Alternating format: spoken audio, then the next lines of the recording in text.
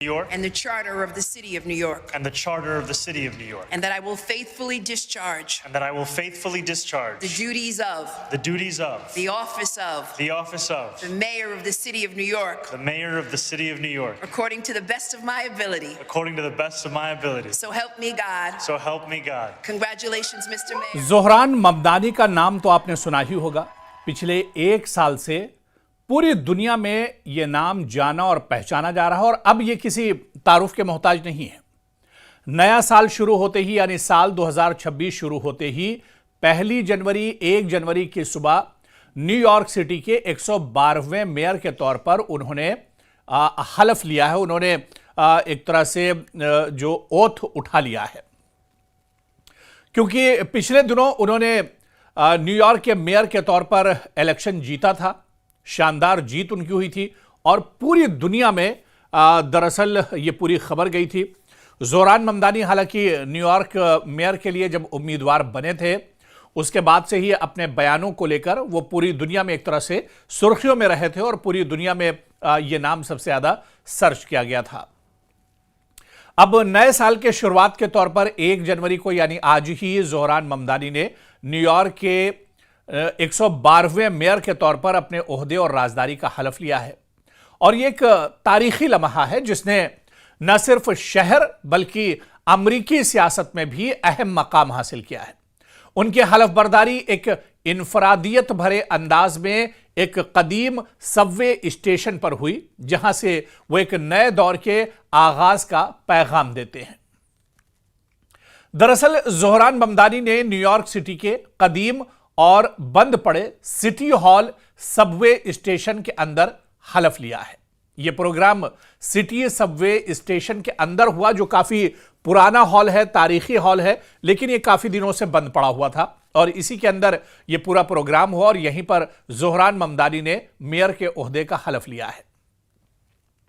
दरअसल यह वो सबवे स्टेशन है जो 1904 में खुला था और अब सिर्फ गाइडेड टूर्स के लिए खुलता है। इस जगह का इंतखाब एक अलामती कदम था जिसमें शहर के अवामी ट्रांसपोर्ट के किरदार को नुमाया किया गया।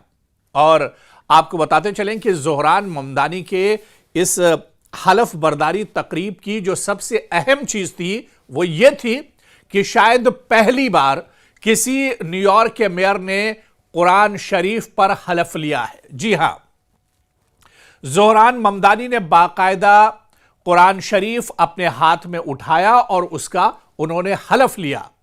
यह शायद पहली बार हुआ है और एक बार फिर से उन्होंने पूरी दुनिया में एक पैगाम देने की कोशिश की है, एक मिसाल कायम करने की कोशिश की है और एक बार फिर सबसे हटकर उन्होंने यह कदम उठाया है।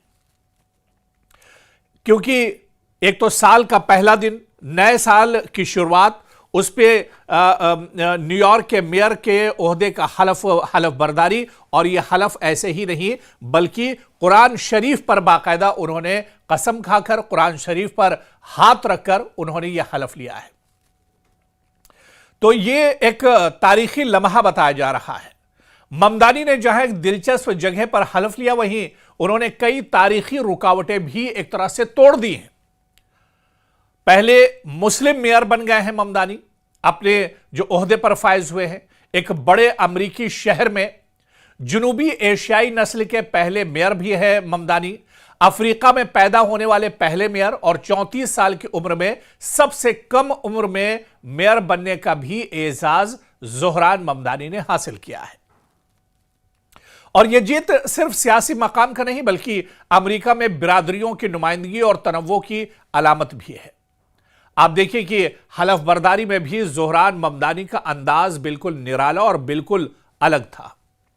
ममदानी ने कुरान शरीफ के ऊपर हाथ रखकर हलफ लिया, जिसमें 2 खानदानी नुस्खों के साथ एक तारीखी 19वीं सदी का कुरान भी शामिल था। एक ऐसी शय जो न्यूयॉर्क की तारीख की नुमाइंदगी करती है। यह इंतखाब दरअसल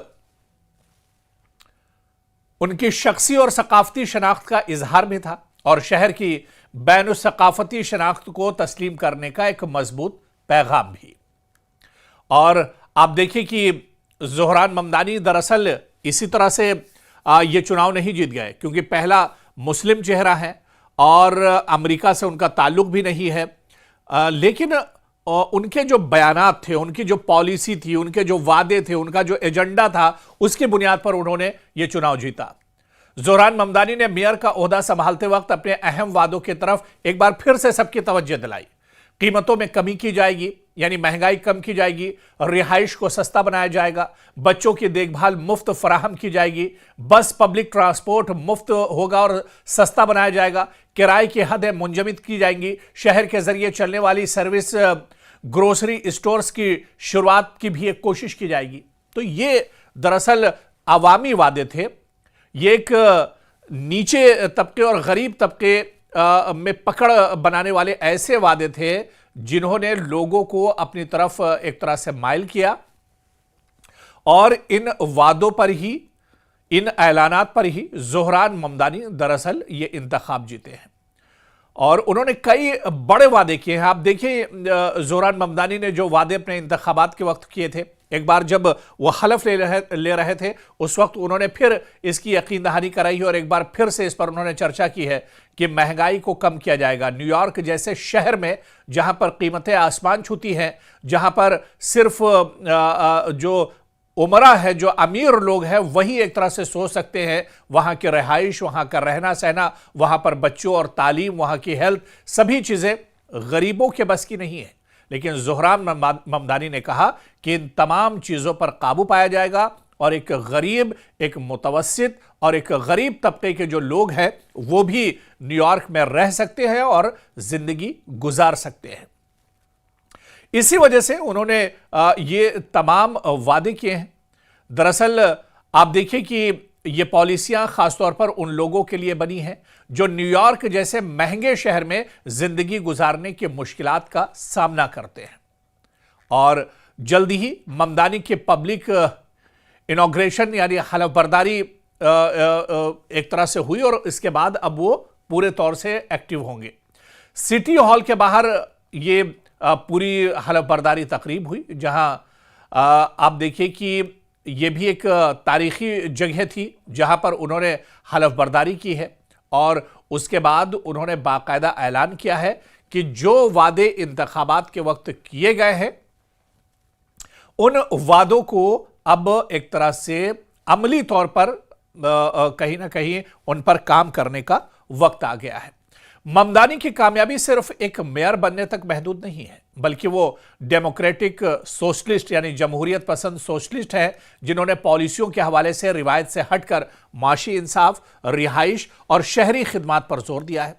इनकी जीत न्यूयॉर्क के सियासी मंजरनामे में नए अंदाज और आवाज की निशानदेही करती है, खासतौर पर जब वो एक ऐसे शहर का इंतजाम संभाल रहे हैं जो मगरबी दुनिया में सबसे महंगा शहर समझा जाता है। ज़ोहरान ममदानी की हलफ बर्दारी एक तारीखी, अलामती और सियासी लिहाज से अहम मौका है। ये वो मौका है, ये वो वाकया है जो कदीम सबवे स्टेशन में कुरान शरीफ के साथ और एक नए दौर का वादा, और यह जाहिर किया कि न्यूयॉर्क सिटी न सिर्फ अपनी तारीख को याद रखती है बल्कि मुस्तकबिल में नए ख्यालात, नुमाइंदगी और अवामी फलाह पर मबनी पॉलिसियां लाने के लिए भी एक तरह से न्यूयॉर्क तैयार है। और न्यूयॉर्क में अब एक नए दौर की शुरुआत होगी और ऐसे में ज़ोहरान ममदानी ने जो वादे किए हैं, क्या ये वादे आने वाले दिनों में पूरे होते हैं? क्या अपने वादों पर ज़ोहरान ममदानी खरे उतरते हैं? क्योंकि अभी तक जो बातें उन्होंने कही हैं उस पर वो एक तरह से पूरी मजबूती के साथ डटे हुए नजर आए हैं, खड़े हुए नजर आए हैं, लेकिन अब दरअसल वो सियासत के अमली दौर में दाखिल होंगे। अभी तक तो बयानबाजियां चल रही थी, अभी तक तो उनकी तरफ से वादे किए जा रहे थे, बयानबाजी की जा रही थी, और अब उन्होंने हलफ ले लिया है। अब अमली जिंदगी में वो उतरेंगे, अमली सियासत में वो उतरेंगे। जो वादे किए हैं उनको दरअसल अमलाना है और उस पर दरअसल इंप्लीमेंटेशन होगा, उस पर अमल किया जाएगा।